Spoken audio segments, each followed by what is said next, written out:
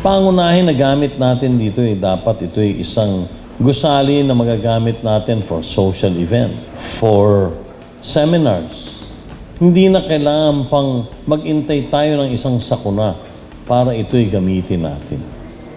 Karangalan po namin kayo ay maging partner namin para sa proyektong ito at inaasahan ko po na itong gusaling ito ay pakikinabangan hindi lamang ng taga-Victoria kung hindi ng mga kalapit bayan natin.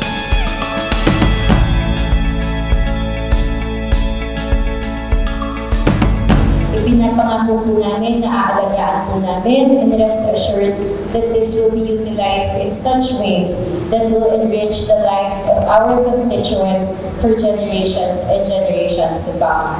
We hope this is just the beginning of our partnership. Maraming salamat po, and may God bless us always.